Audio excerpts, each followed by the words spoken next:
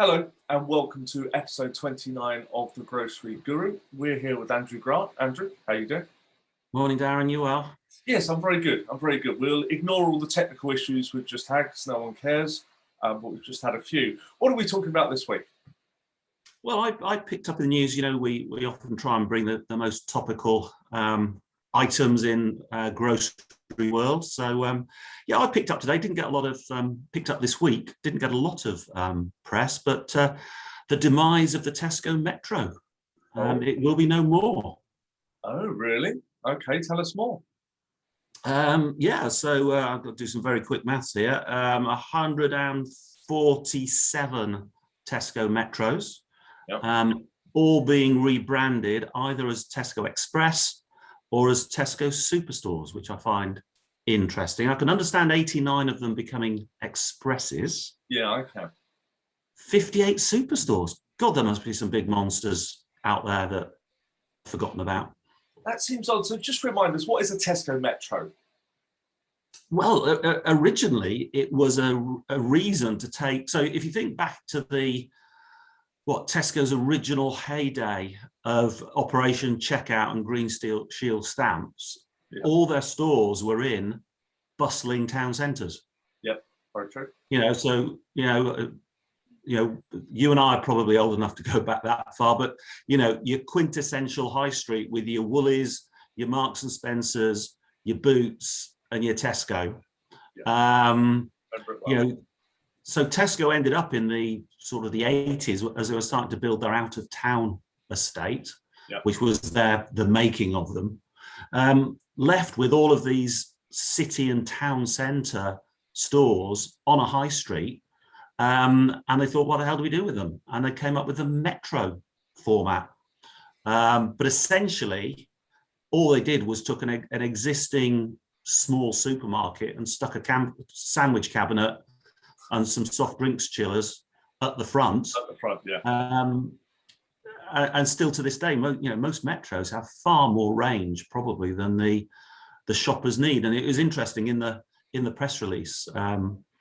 Tesco said that 70% of the shopping missions in Metros are for top-up shops. Oh, okay. All right. So we've got a good understanding of Tesco Metro. All right.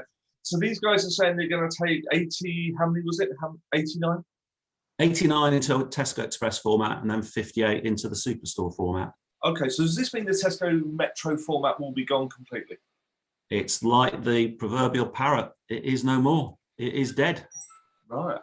Okay. So do you think this is about head office trying to manage fewer formats, or the other formats are more popular? What's your take on this?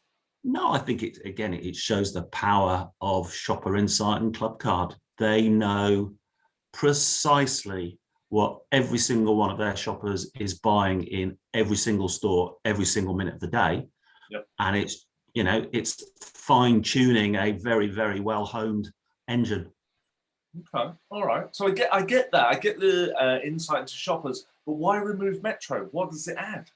Or what does it add by removing it? Well, no, I think you said it as you said that first. What does it add?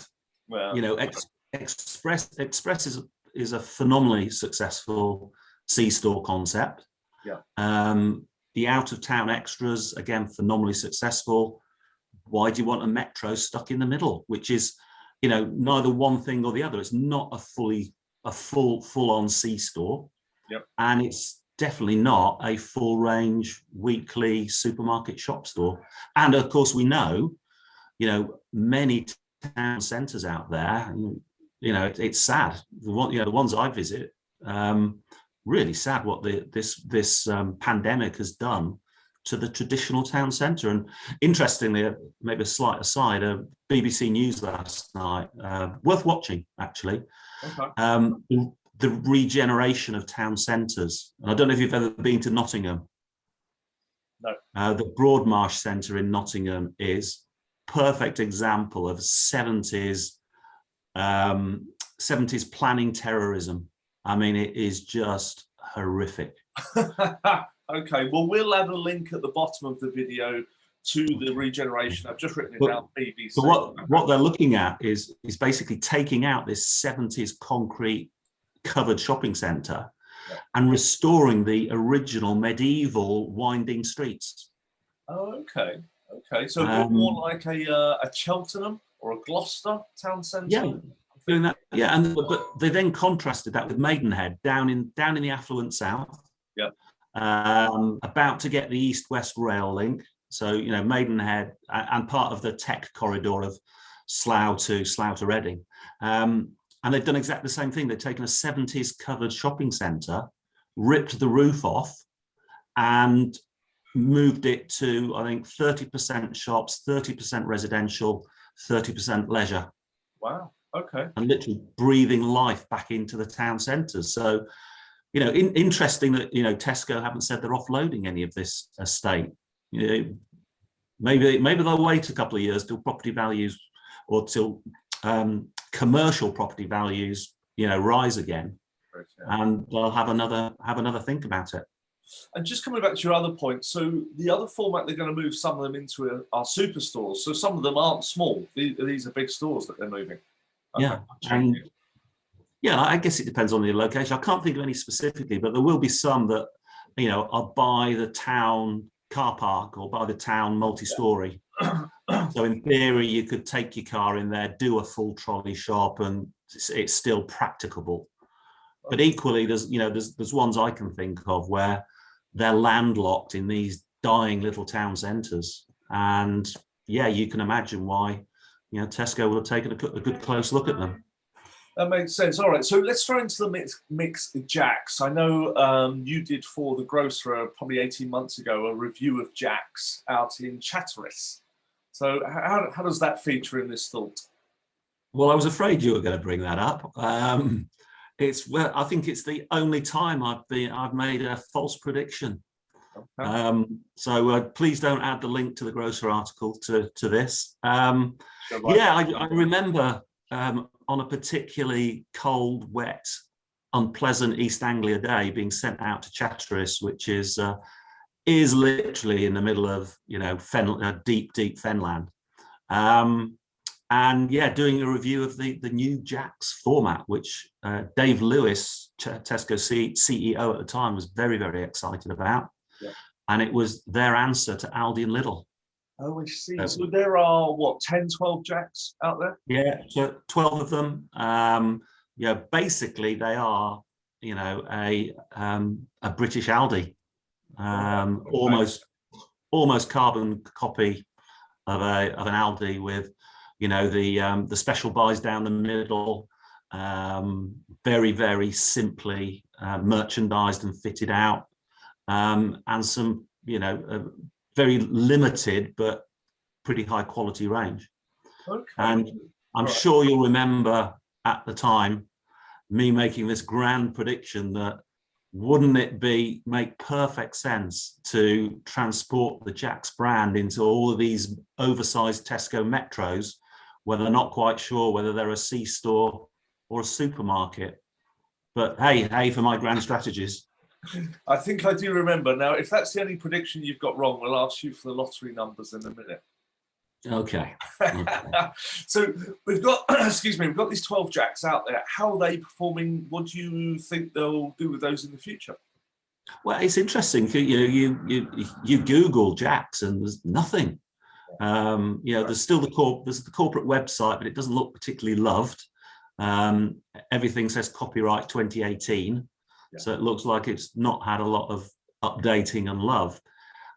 I would imagine that, you know, Tesco, as we know, have been phenomenally successful in their main estate at neutralising Aldi. Yeah. You know, the Aldi price match, the very, very targeted ranging of products to, you know, stop the flow of customers to Aldi has been massively successful.